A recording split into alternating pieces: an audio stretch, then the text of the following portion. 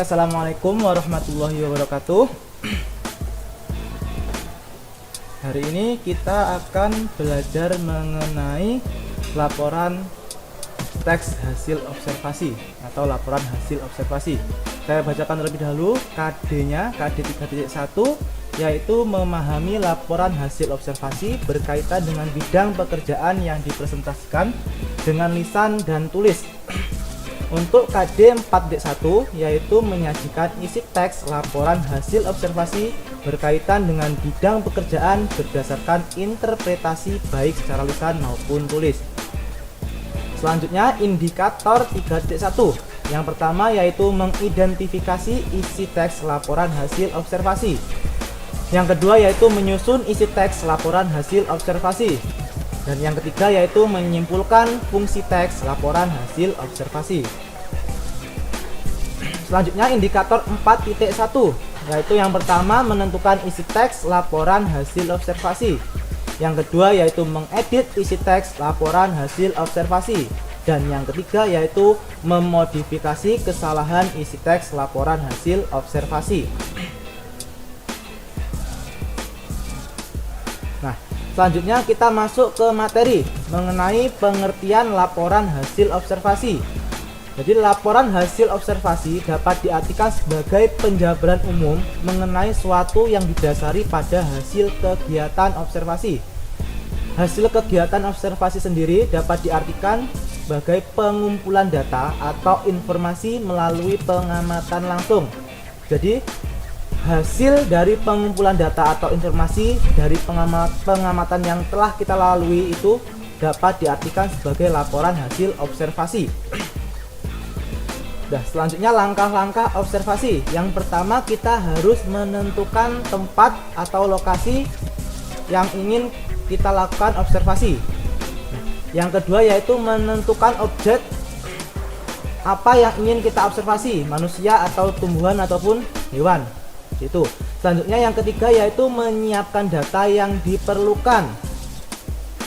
Yang keempat yaitu menentukan teknik pengumpulan data, bisa wawancara, pengamatan langsung dan lain-lain.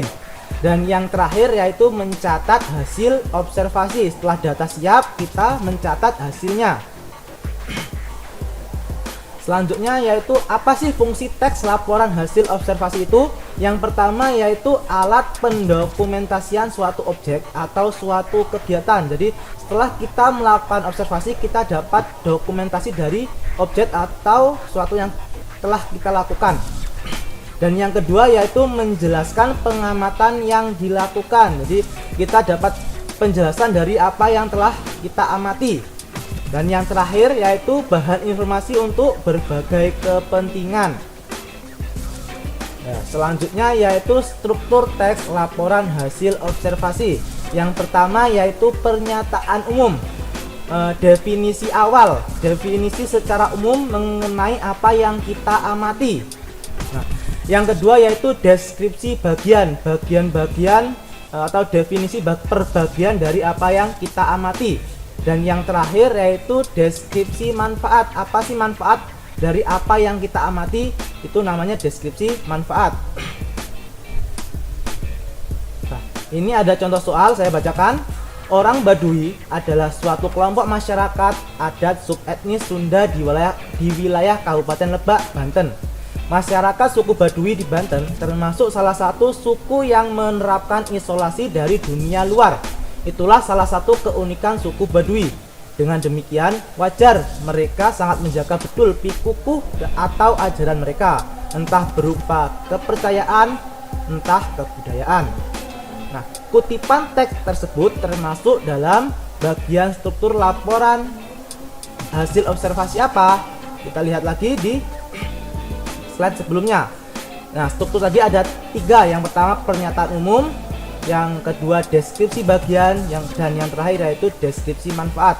Jadi dari pertanyaan tadi itu masuk ke dalam pernyataan umum karena menjelaskan mengenai definisi luas secara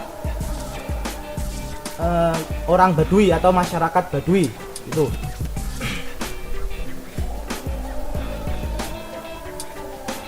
Nah, Jadi laporan hasil observasi dapat diartikan sebagai hasil dari pengamatan yang telah dilakukan seseorang sesuai dengan langkah-langkah observasi. Nah, itulah yang dapat saya sampaikan. Saya akhiri. Wassalamualaikum warahmatullahi wabarakatuh.